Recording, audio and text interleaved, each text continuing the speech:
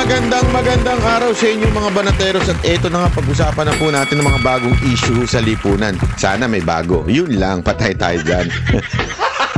Gago! Para kasi yung walang bago eh. Anyway ho, ngayong araw na ito may matindi hong press con si Senator Amy. Ito na naman yung kanyang press con na parang sinasabi niya ongoing daw yung hearing na patungkol ho kay Pangulong Duterte, yung pagkidnap kay Pangulong Duterte.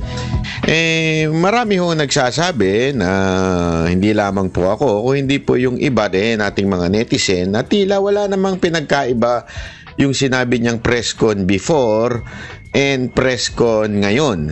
Kasi alam naman po na natin na ito po ay napaka-obvious na even before that hearing. Alam po natin through discussion of different people, especially lawyers, that meron talagang kidnapping na nangyari kay Pangulong Duterte. Yan po ay kitang-kita naman po natin. Hindi na po natin yan kailangan pong ipaliwanag isa-isa. Dahil nga naman matagal na po nating ipinapaliwanag to. Hindi lamang po ako. Marami pa pong nag-discuss niyan patungkol dyan. Kahit ho yung mga abogado nga hindi naman po involved in politics ay pinag-usapan din po yung issue ng pagka-aresto kay Pangulong Duterte ay hindi ho dumaan sa tamang due process. Paulit-ulit lang naman po natin sinasabi, hindi naman natin sinasabing wag na ninyong arestuhin. Simpleng-simple lang naman yung crime ay nagawa sa Pilipinas, so dapat dito litisin. Ang tanong, merong bang gumaganang hustisya o kaya judiciary sa Pilipinas? Meron. So dapat talaga dito lamang nililitis ang mga di umano alleged killing during the time of PRRD. So dapat sa Pilipinas. So yun ang napakalinaw. At marami hong pamantayan sa batas na hindi ho nasunod. Halimbawa na nga lang din po yung hindi pinahintulutan yung abogado o di kaya hindi rin pinayagan yung sariling doktor, which is nasa batas po natin yan.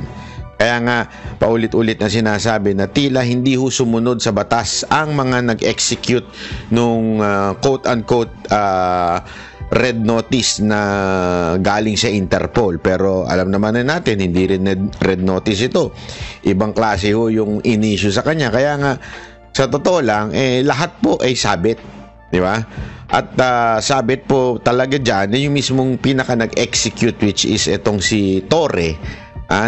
Through the authority, yung kanyang amo na si Marbil. At si Marbil naman, ang amo niya, itong mga Remulla. So, kitang-kita natin at yan naman ay pinangalanan na ni Senator Amy nung mga nakaraang press con niya. May mga nagsasabi pa nga kanina ho sa programa namin sa SMNI, ay kahapon, kagabi pala, may nagsasabi, ba't di na lang kayo magpasalamat kay Amy? Ganun pang hirit, no? Magpasalamat na lang kay Amy. For your information, hindi ganyan ng Duterte. Bakit ho kanyo? Trabaho nila yan. Trabaho nila yan, te. Trabaho nila na alamin ang tunay na mga nangyayari. Hindi ho tayo may utang na loob sa kanila. Pero gayon pa man, para lang siya kasiyahan ng iyong puso. Maraming salamat, Senator Amy, Salamat. Salamat, ang imbestiga ka, tapos na. Hindi kasi may mga nagsasabi, ba't di na kayo magpasalamat? Mga ganyan-ganyan mga bunganga niya, mga animal na yan. Hoy, trabaho ho nila yan. Pero kayo mama, sige, salamat na para sa papalakpak ng mga tenga ninyo. Salamat. Okay? Salamat. Pero huli na ang lahat. Pero sa akin, ang punto lang naman natin actually, kahit kung babalikan nyo po yung mga video ko, kahit noon sinabi ko na kagad maraming salamat kay Senator Amy for discussing this sa hearing niya. Pero hindi pa rin kita iboboto. Pero salamat. Ako'y natutuwa na dinidiscuss mo ito. Parte ng iyong strategy para manalo. Wala naman ang problema ho doon. Ako'y natutuwa pa rin. Okay? Gayun pa man, umulit na naman. Ito yung kasi may mga ibang vlogger dyan. May tutuwang-tuwa ako dito sa isang vlogger ni Senator Amy. Sabi ba naman, this is the reason That's why I will follow. Ano sinabi niya? Siguraduhin ko baka mamaya sabihin niya misquote ko siya eh. This is the reason why I will vote for Senator Amy. Ang babaw pala nitong taon to. Akala ko pa naman matalino ito. Hindi, totoo akala ko pa naman matalino ito. Pero nung nabasa ko yun, seryoso ka ba, kuya? Ay, te, hindi ko sure kung kuya o ate. Seryoso ka ba? Yan ang dahilan mo kung ba't may boboto si Senator Amy. Ang babaw naman ng pamantayan mo sa pagboto ng kandidato. Maganda ginawa ni Senator Amy. Given yan, wala akong problema. Maganda yung ginawa niya. Pero yan na ang pamantayan mo para iboto ang isang tao? Aba yan, naka ng wewe naman. Hindi sa akin lang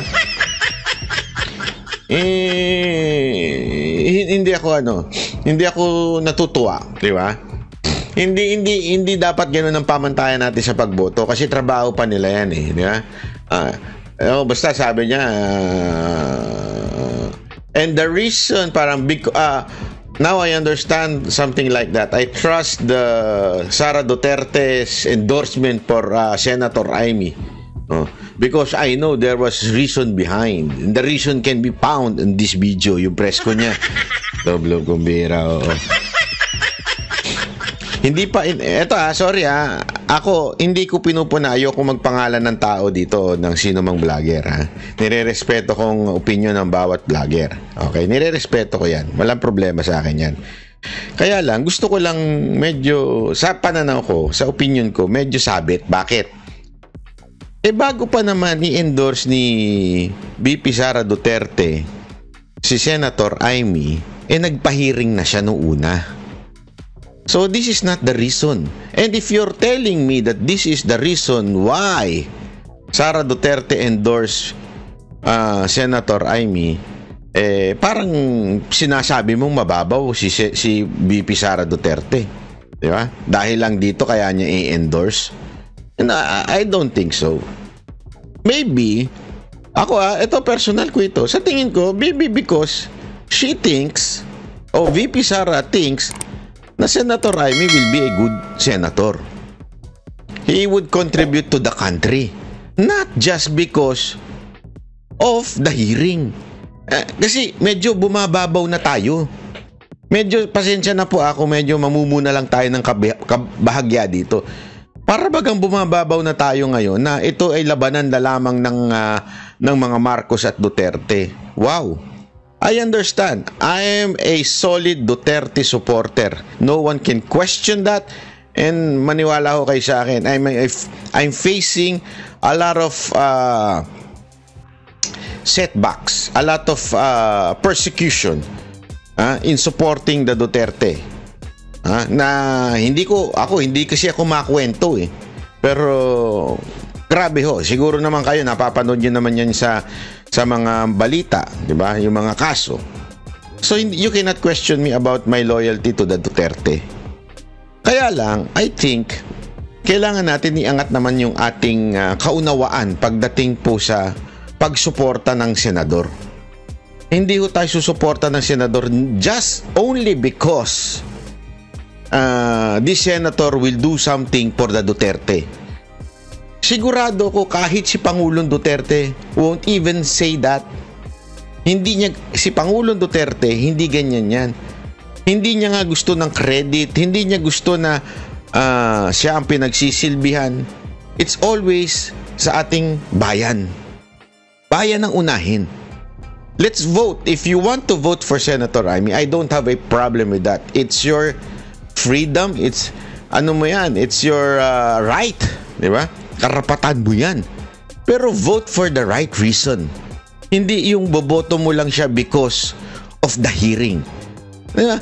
Everyone can do that. As a matter of fact, wala na nga impact yung hearing na yan. Bakit? Until now, wala naman nakakasuhan. Yan ang akin.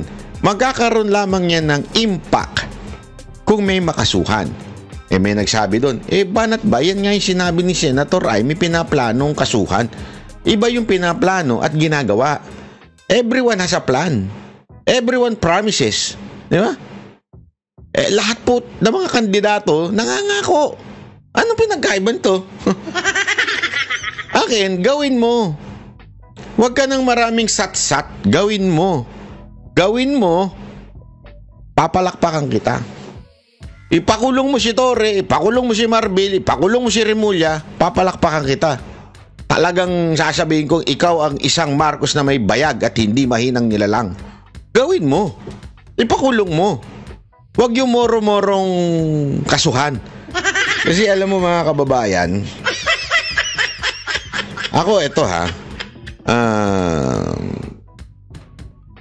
marami tayong karanasan na nangyayari sa buhay natin itong mga nakaraang taon. As a matter of fact, ako ngayon nagugulat. Sinasabi ko, ako'y simpleng mamamayan lamang na nilabas ang aking saalubin sa social media, pero hindi ko alam kung bakit nakaharap ako ng kung anong malalalim na kaso na parang wala naman akong ginawang masama. Alam mo yun? Pagka, hindi ko na lang babanggitin ha, pero umattend ako dun sa isa kong kaso, nung pinakikinggan ko yung akusasyon sa akin, natawa ako, buti di ako nakita ng judge. Natawa kasi ako eh. As in, sabi ko, seryoso ba kayo? Gusto nyo magsama-sama kayong abogado, ako na lang mag-isa eh. Ako na lang didepensa sa sarili ko eh. Eh, feeling ko nga, tumatawa yung judge sa loob eh. Feeling ko lang naman. Bakit? Kasi ang babaho talaga eh. Ha? Ako po yung tipo ng tao na hindi gumagawa ng istorya. Hate na hate ko yan. Alam nyo, yung mga matagal ng banateros, yung mga matagal ng follower namin, yan ang hate na hate namin, yung gumagawa ng istorya. Unless kami mismo ay bahagi ng istorya na yon at kinikwento lamang namin sa inyo. Diba? Ibig sabihin, we are part or we are witnesses. When you say you are witness, ibig sabihin, nandun ka. Kahit hindi lumabas sa social media yung balita na yun, since nandun ka, you can say yung tama. Naintindihan nyo? Okay. Pero yung gagawa lang ako at mag-iimbento ako ng akusasyon sa isang congressman, sa isang politiko, sa isang government official, para lang mag-imbento, hindi ko gawain yan. Bakit? Ako, meron akong pinanghahawakang salita. Ika nga. Meron akong pinanghahawakang prinsipyo. Ano yun? Yung nasa Biblia, yung sa Proverbs. Be the voice of the people in truth and justice. How can you say truth and justice kung nag-iimbento ka ng istorya? Hindi ko gagawin yun.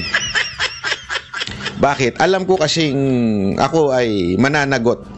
Kasi sabi ko nga sa inyo if there's one thing that I've learned in life, I am a pleaser of one person. That's the Lord. Wala na ako. Kung sa tingin ko ay mali itong dahil ayaw ng Diyos ito, hindi ko ano yan. Yun lang. Pero kung tao, wala akong pakialam. Kahit sinong tao, kung ayaw ako, hindi ako type. Okay lang sa akin yan. But I will say the truth and the truth only. Justice. Ipaglalaban ko tao dahil yan po ang gusto ng Diyos. Yan po ang aking gagawin. Kaya hindi po ako mag-iimbento. In line with that, mga kababayan, sana po tayo, kung boboto man po tayo sa isang kandidato, not just because didepensahan niya ang another candidate. Hindi, bumoto tayo because we know that this person is really going to do something good for our country. Kasi iba ang patriotism sa fanaticism. Magkaiba po yun. Diba? Ako, halimbawa, bakit ko iboboto yung Duterte? Ako nakikita ko eh. Alam nyo, dun sa Duterte na yun, kung man saan man, eto ano na ho tayo, honest ako, magpapaka-honest ako sa inyo. Doon sa Duterte na yon, ang talagang tinaasan ko ng kilay nun, hindi ko lang kayang gawin, pero tinaasan ko ng kilay nun, ay si Philip Salvador. Bakit? Kasi siya lang ang hindi abogado na kahit papaano ang alam kong background, ang alam ko noong una ay artista. Multi-awarded, yan ang alam ko. At pero I kept it, tinago ko lang sa sarili ko yun. Sabi ko, ano muna, let me do my job. Ano yun? Pag-aralan ko, kilalanin ko yung mama. baka nagkakamali lang ako ng paghusga doon sa tao. So, kinalam ko, kinilala ko. Aside from doon sa 10, kinilala ko rin. Okay, sila attorney, lahat po sila. Attorney Jimmy, lahat po, hindi ko na mabanggitin ng lahat. Basta silang lahat to. Karamihan sa kanila, ang hindi ko lang talagang kilala dyan nung una ay si yung dalawang attorney, si Hinlo tsaka si yung isa pa po, hindi ko masyadong kilala ang background. Okay, kasi hinanap ko yung kanilang background, pinag-aralan ko, tiningnan ko, eto kaya dalawang to makaka-contribute sa bayan. Hindi lang because they are pro-Duterte. You know why? Any person who claims to be a Duterte ally can someday change in a blink of an eye. Isang ganon, ika nga. Kayang magbago niyan. Nakita natin yan itong mga nakaraang taon, di ba? Nung nagkakagipitan na, nagbabaligtaran na. Ibig ko sabihin, lahat po sila, yung 10 pwede bumaligtad dyan. Although, syempre, sigurado tayo, yung mga talagang katulad nila Bato, sila Jimmy, sila Bongo, hindi yan babaligtad. Pero yung the rest, posible. Okay? Hindi ko sinasabing gagawin nila, ha? Pero ang tanong, kahit ba sila ba bumaligtad, halimbawa lang ba, sila po ba ay magiging mabuting senador? Nagigets po ba natin yon? Sila po ba ay sa tingin ninyo ay maayos na senador, maayos ang prinsipyo, maayos ang pinaglalaban? Ang hindi pa pala babaligtad si Pastor Kibuloy, of course, the most loyal ally of the President Duterte, di ba? So, naintindihan niyo ibig sabihin? Dapat ganun ang ating basihan. Kaya nga ako, nababawan ako doon sa mga nagsasabing, because of this hearing, because of the press con kahapon, I will vote for Senator Amy. Kuya, ang babaw naman. Laliman mo naman ang dahilan kung bakit ka boboto doon sa ali. Kasi, hindi mo ba naisip na maaari ka lang din pinasasakay niyan? Hindi nyo po ba naiisip na maaaring pinasasakay lang tayo? Kasi ganito yan eh. Mga kababayan, survival na ito. Ilang days na lang, less than 11, to be particular, more or less. Tama. Boboto na tayo, di ba? So anong ibig ko sabihin? Sandali, mga kababayan. Politiko yung mga yan. Sana'y magpasakay yan. May PhD yan sa pangluloko, pang-i-scam. Lahat po ng politiko, ha? Kaya nga dapat, aralin natin. Intindihin natin. Sandali, ito bang tao na to ay merong history na manggagamit? Yes or no? Kayo po sumagot. Wag ako. Ito sa akin, may history ba ito na manggagamit itong tao na ito? Yes or no? May history ba ito na bumabalimbing? Yes or no? May history ba ito na nagtataksil sa bayan at nagsisinungaling? Yes or no? May history ba itong tao na ito na hindi tama ang mga desisyon? Kayo, yes or no? Ito, hindi lamang po ito kay Senator Amy, ha? I'm telling you now, I'm saying this, I'm asking this, para maging basihan ho natin na kung sino ba yung iboboto natin. Huwag lang yung boto ng boto. Kasi, mantakin mo, isang beses sa 3 taon naboboto ng senador, tapos hindi pa natin sabi nga nila, di ba, dyan lang nagkakapantay-pantay mga Pilipino, mahirap, mayaman. Boto. Diyan nagkakapantay-pantay mga Pilipino, tapos bigla mong hindi mo pa ilalagay sa tamang pananaw, di ba? O, di ba? Tapos eto nga, pansinin ninyo, kagabi pinag-usapan din namin yan. Si Tolentino, may pautot din siya. Ano yung pautot niya? Yung pautot niya na kesyo yung China.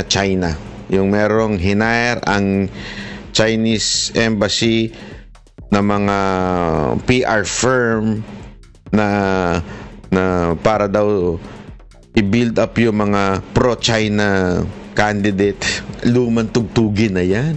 As a matter of fact, pinanood ko yung interview ng assistant director ng NBI. Sabi pa nga niya parang he was surprised kasi iniimbestigahan na nila sa kanilang intelligence community yan. Iniimbestigahan na ng intelligence ng NBI yan.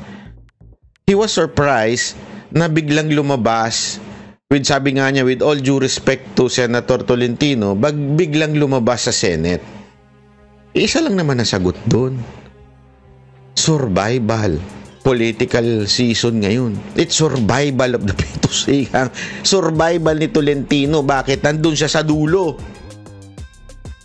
Mga kababayan, marami po kasi akong alam.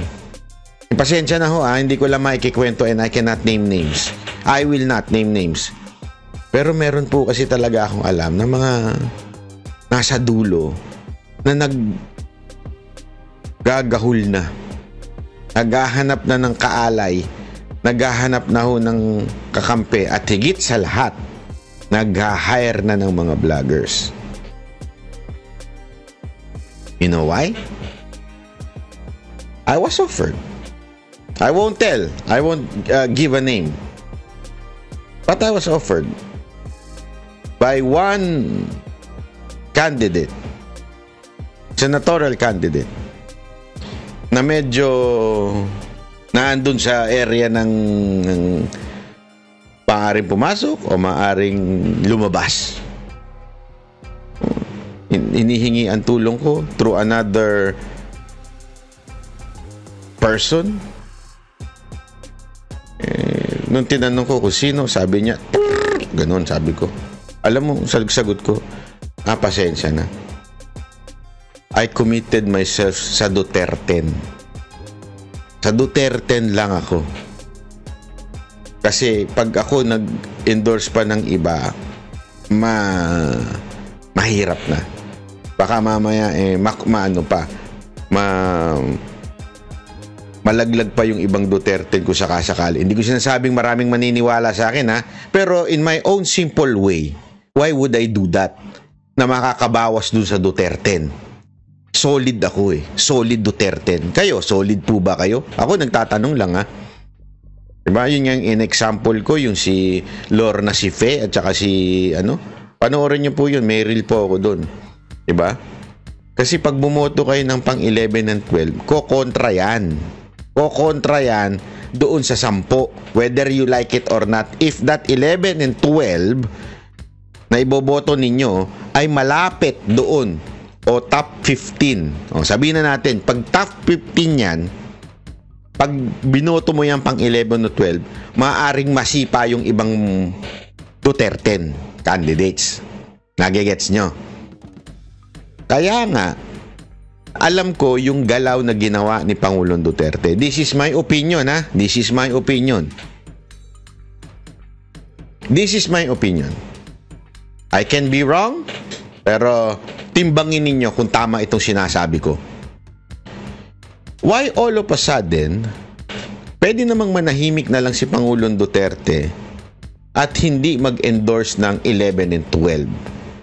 Kasi nga, patalino naman si Pangulong Duterte. Pag nag-endorse siya ng 11 and 12, kontra ito sa 10. Kung ang i-endorse niya ay nandoon sa top 15. Kaya pansinin ninyo, ang in-endorse ni Pangulong Duterte wala doon sa top 15. Malayo ho. Ibig sabihin, hindi ho magkukumpit doon sa 10. Nagigets niya? Hindi magkukumpit si Hunasan at saka si Kerubin doon sa 10. Medyo malayo pa. Okay? That's the first reason. Second reason is ayaw talaga niya sa Marcos na. Bakit? Ganito kasi yan.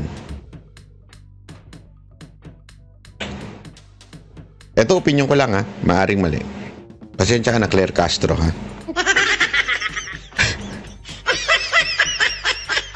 Kung gusto niya si Senator Amy, tumahimik na lang siya.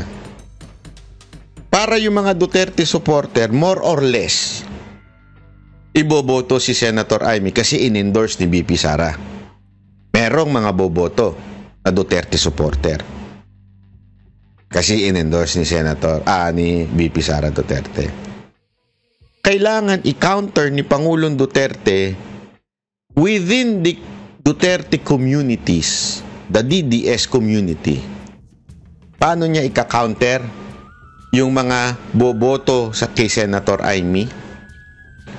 Magkaroon din siya ng sarili niyang pang 11 and 12. Nagigets nyo? Bakit kanyo? Yung pang-endorse ni VP Sara Duterte kay Senator Amy, yun po ay makakatulong sa Duterte supporter community. Ang ginawa ni Pangulong Duterte, pakiramdam ko, opinion ko, maaring mali, kinontra niya yon para hindi niya kinontra si VP Sara Duterte kinontra niya yung mga boboto kay Senator Amy at sabi niya, uy, meron ako ini-endorse na dalawa, dito na lang kayo. So yung mga Duterte supporter, magdadalawang isip ngayon. Ay, sandali, ayaw namin talaga kay Senator Amy, kaya lang in-endorse ni VP. So wala, kaya susunod kami. Kaya lang biglang may in-endorse si Pangulong Duterte, doon na lang kami. So, yung mga Duterte supporter, instead na pumunta kay Amy, pupunta na lang dito kay Hunasan at kay Kerubin. Nagigets ninyo? So, I think, and it's my opinion, na sa tingin ko talaga, ginawa ni Pangulong Duterte yung pag-endorse ng dalawang yun, si Kerubin at saka si Hunasan, para wag nang iboto si Senator Amy. Para niyang sinasabing, wag na yan, eto na lang. Binigyan kayo ng ibang choice. Tama, mali?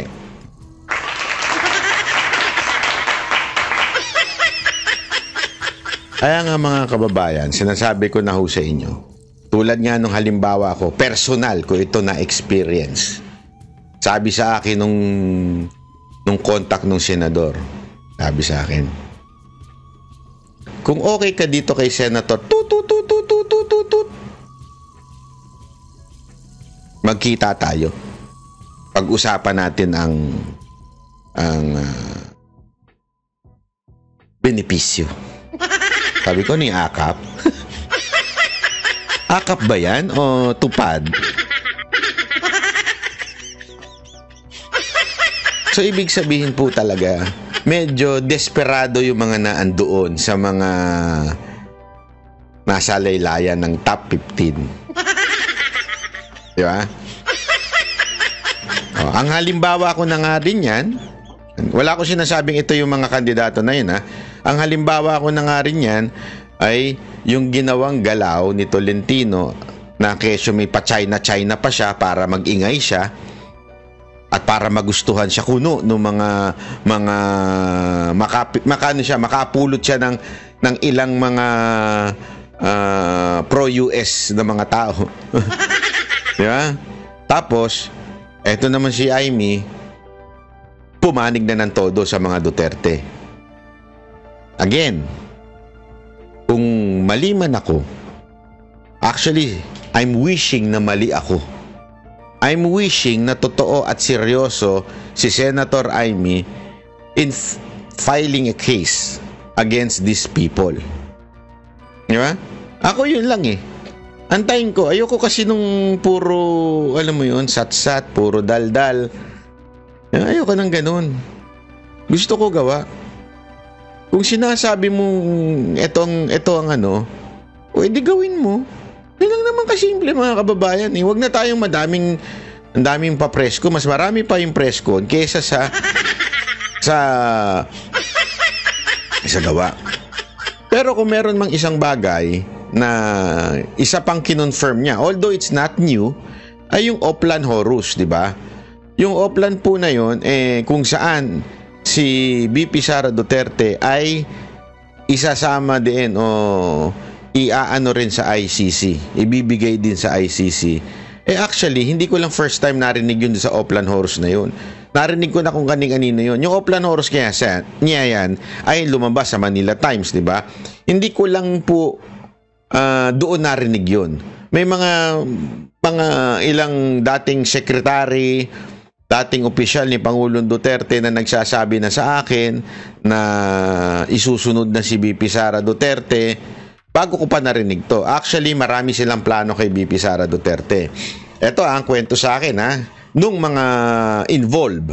Okay, ang kwento sa akin, 1, isusunod siya sa ICC.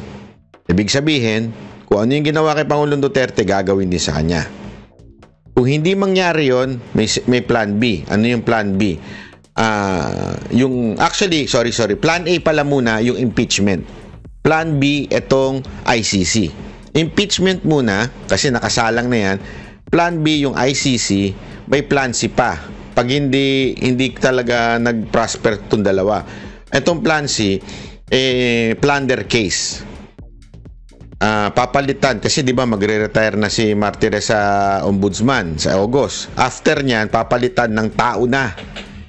Tingnan ninyo kung sino yung ipapalit. Meron nang binulong sa akin kung sino mahirap, ayoko na magsalita, pero isa sa mga sip-sip ngayon at isa sa mga mukhang Dracula. Ay hindi, mukhang Dracula. Mukhang halimaw. Ipapalit doon sa ombudsman at kakasuhan ng plunder doon at dire-diretso na yon. Ganon. Yun yung plano kay BP Sara Duterte. Kaya yung sinabi rin ni Senator Amy kanina na meron daw siya narinig na balita na isusunod sa ICC si BP Sara Duterte, hindi na po yan, no? Hindi na po yan bago. Lumabas na po yan ng ilang beses sa mga ilang vloggers, maging sa Oplan Horus na yan. Binanggit na rin ho yan ng ilang mga commentator sa telebisyon at sa radyo. Panoorin natin to. May napipinto umanong planong pag-aresto kay Vice President Sara Duterte. Ito ang ibinulalas ng isa pong mambabatas at presidential sister. Sinasangkot kasi si Vice President Sara Duterte sa kasong crime. Pero mga kababayan, gusto ko lang din pasalamat kay Senator Amy kasi alam niyo kung bakit? Yang lintik na Oplan Horus na yan, inilabas ng Manila Times, walang mainstream media, particular na sa telebisyon, ang pumick up niyan. Alam mo kung bakit? Sabi ko nga, may kumpas sa taas na wag ilabas yan. Banat bay, yan ba ay based sa facts? Yan ay based sa yung opinion. Opinion po, opinion. Paulit-ulit. Huwag tayo paulit-ulit. Again, an opinion. Okay? Kasi sinasabi niya doon. So, hindi ang basis mo ay facts. Hindi ang ano mo. Mga kababayan, kasama po, ito para sa malinaw sa ating batas, sa ating existing laws, circumstantial evidence is part of a evidence. Kaya nga circumstantial evidence Ano po yung circumstantial evidence? Ipapaliwanag ko po ulit. Pinaliwanag ko na to sa SMNI, ipapaliwanag ko po ulit. Circumstantial evidence, maraming klase ng ebidensya. Una, yung may gamit. Halimbawa, may nangyaring murder. Yung baril. Ayan, ebidensya yan. Okay? Witness. Na-witness mo na binaril yung isang tao. Yan. Okay? Circumstantial evidence, wala ka man dun sa lugar, pero lahat ng mga nangyari nagtuturo doon sa isang tao na yon. Sa mas madaling paliwanag, para mas maunawaan natin, mas madaling paliwanag po mga kababayan. Lumabas ka ng bahay mo, nakita mo yung karsada, basa. Nakita mo yung bubong ninyo, basa. Nakita mo yung mga dahon sa puno, basa. Nakita mo yung kotse, puro basa. Anong iyong konklusyon? Ay, umulan. Nandun ka ba nung umulan, Your Honor? Wala po, Your Honor. Paano mo nasabing umulan? Your Honor, kasi paglabas ko, basa po yung karsada, basa po yung kotse, basa po yung puno, basa po yung bubong. Based on all that circumstances, mga kababayan, Your Honor, sa tingin ko umulan. Diba? Hindi pwedeng suplakin yun nung hindi umulan yan. Ano yan? Umihi lang yung aso namin. Nung umihi siya, may dumaang kotse. Siyempre, umihi sa karsada, may dumaang kotse, tumalsik yung ihi sa kotse, tapos tumalsik sa bubong. pagtalsik sa bubong, tumalsik dun sa puno. Kaya nabasa. Yan ang dahilan. Nagigets ibig ko sabihin? Pinapatawa ko lang ko kayo, pero yun po yung circumstantial evidence. Na ano, sinasabi ko nga po, tulad na naman ito, yung Oplan Horus. Mantakin mo ang naglabas na ay mainstream broadsheet, Manila Times. Ni walang pumick up na news, TV news, radio, walang pumick up. Alam mong may kumpas na, hoy, wag nyo nang i-pick up yan, wag nyo gagalawin yung balita na yan, wag nyo nang ibalita yan para hindi na kumalat. Nagigets nyo mga kababayan? Yun yung tinatawag na circumstantial evidence na based on facts yun. Kasi totoo naman, walang nagbalita.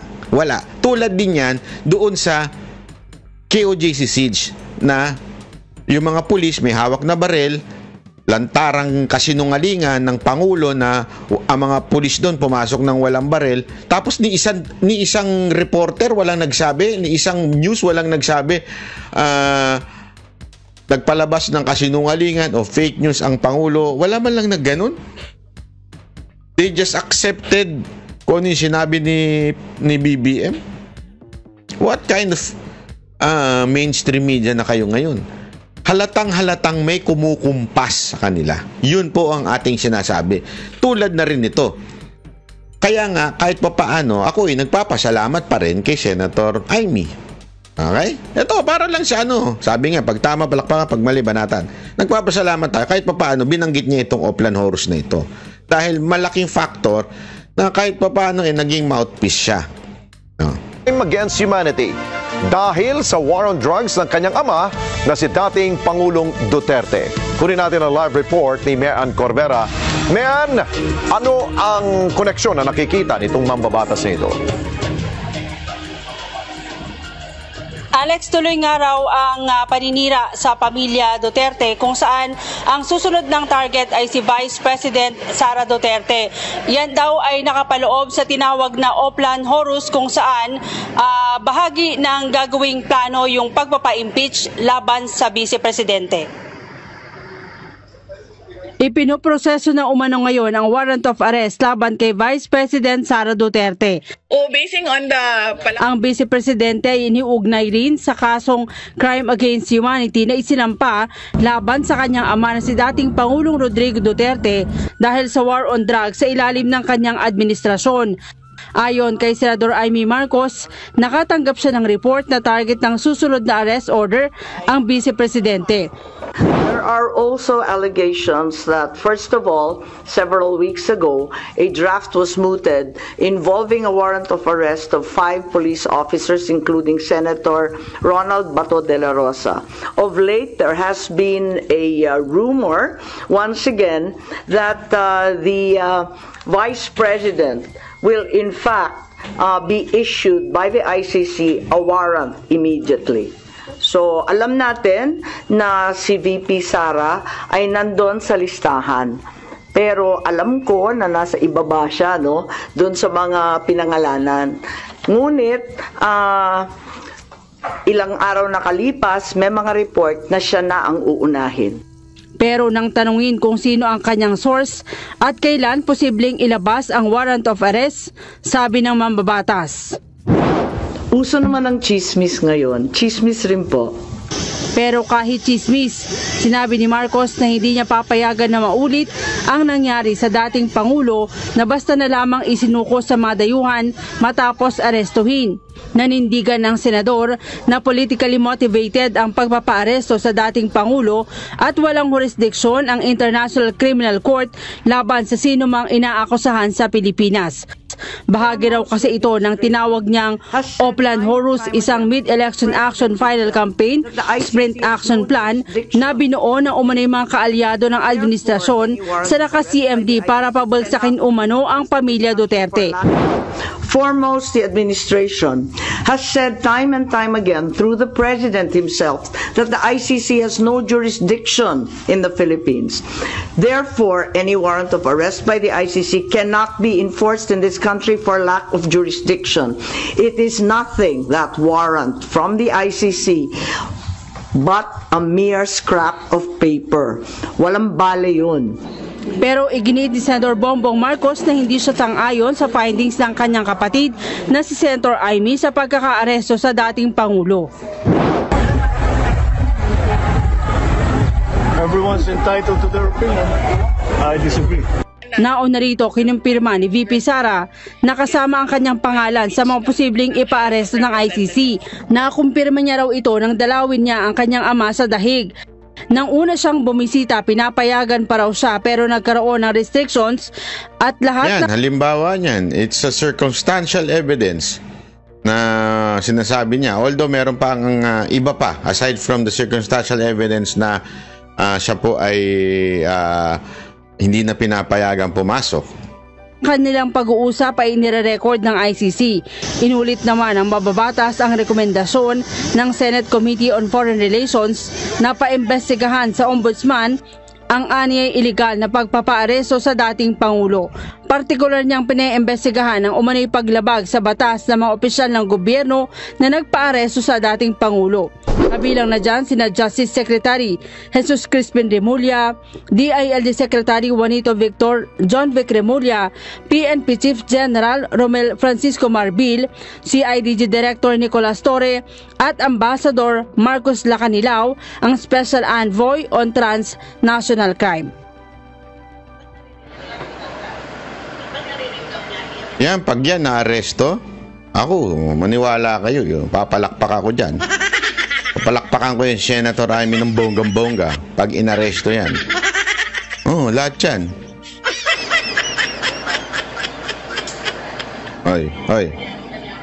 Hoy, newsroom, ano nangyari?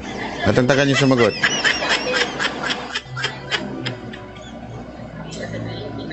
Protest vote sa eleksyon sa Mayo. Ayon sa senador sa kanyang pag-iikot sa buong bansa ay nagalit ang mga kapwa Pilipino sa ginawang pang-aapi umano sa dating Pangulo. Hindi raw kasi ugali ng mga Pilipino na mang-api lalo na sa mga may sakit at nakatatanda. Pero aminado si Marcos na hindi siya sigurado kung makikinabang siya dito dahil isa siyang kabilang siya sa pamilya Marcos. Sa kabila niyan, wala raw siyang balak na palitan ang kanyang apelido, Alex. Okay, Mayan, kung maririnig mo ako, may katanungan ako ha. Narinig ba ako ni Mayan? Thumbs up. Ayun, Alex. Ayun, narinig ako. Okay, Mayan, may tinanong yata kanina kay Senadora Amy patungkol sa relasyon nila ni Pangulong Marcos Jr., kanyang kapatid. Anong tugon dito ng Senadora?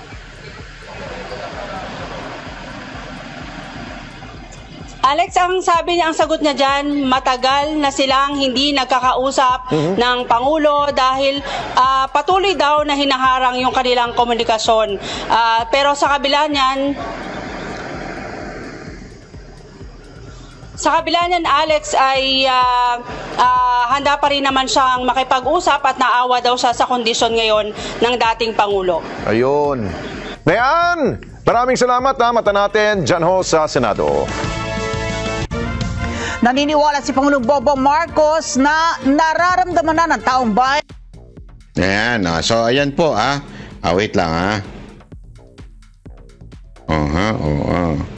Ay nako, sabi ko nga sa inyo mga kababayan, napakainit na mga issue ngayon na nangyayari. Alam nyo, ito lang sa akin lang mga kababayan. Sabi ko nga dun sa programa namin sa SMNI, Banateros, pigsa na. Alam nyo yung pigsa. Yung pigsa, yung basta, yung pig, siguro naman, halos lahat kayo alam yung pigsa. Yung namumula-mula na, konti na lang puputok na. Kaya, alam mo, huwag nyo nang subukan, kayo mga nagbabalak sa gobyerno na ipakidnap pa si BP Sara Duterte. Kasi pag sinubukan nyo pa, magsisisi kayo. Sa tingin ko, magagalit na talaga ang taong bayan. Talagang yan na yung trigger. Sa tingin ko lang sa tingin ko lang naman po. Ako,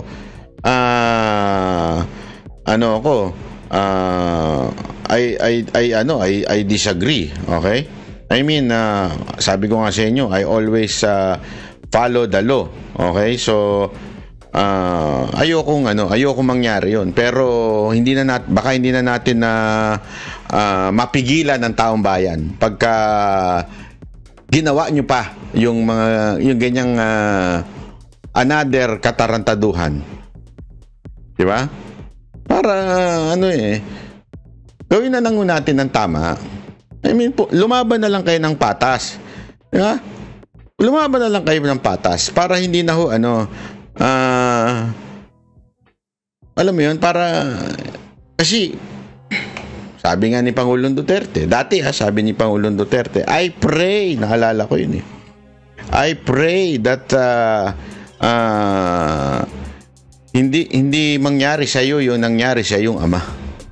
Ako din, I pray. I pray na hindi mangyari sa iyo nangyari sa iyong ama. Kasi sabi nga history, it tends to repeat itself if we do not learn from it. No shit. Kakaibang mga banat ba ya? Mga banat mo Hindi, totoo po. Kaya sinasabi ko na po sa inyo, tayo po ay wag nang gumawa ng ganyan. Kasi kayo, ako, ito lang ang tanong ko. Panghuling tanong ko sa inyo. Kung po bang arestuin si VP Sara Duterte, what would you do? O kaya anong mararamdaman ninyo? Pag inaresto si VP Sara Duterte, sa akin kasi feeling ko yung mga tao would understand that it will be, pag inaresto si VP Sara Duterte, it's the end. Yeah? It's talaga.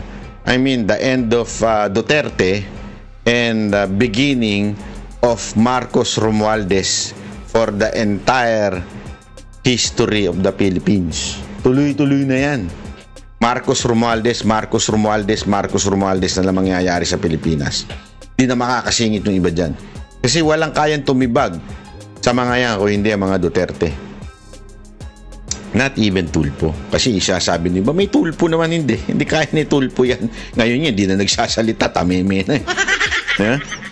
Paano pa pag inilabas pa nila yung mga alas nila sa Tulpo? Ang daming alas sakit sa mga Tulpo di ba? I mean, si Erwin niya napaamo nila sobrang tapang nun, napaamo nila. Kaya mga kababayan ko, ako sa atin, ngayon pa lang, mag-isip-isip na tayo. Siguraduhin natin yung pagsuporta natin ay talagang matibay. Ang ganda talaga ng sinabi. Sino man nagsabi nun? Basta may nagsabi nun I think si Pastor inulit niya yun o kaya basta sabi, nagtatagumpay daw ang mga masasamang tao pag ang mga mabubuting tao ay hindi umiimik. Yun lang iiwan ko sa inyo. Lagi tayong wag tayong magre-rebelde sa ating gobyerno. Lagi yung tatandaan yan. Magtiwala lamang po tayo sa Diyos. Ang bahala na ang Diyos ang magbigay ng hustisya sa mga naaapi. Maraming salamat.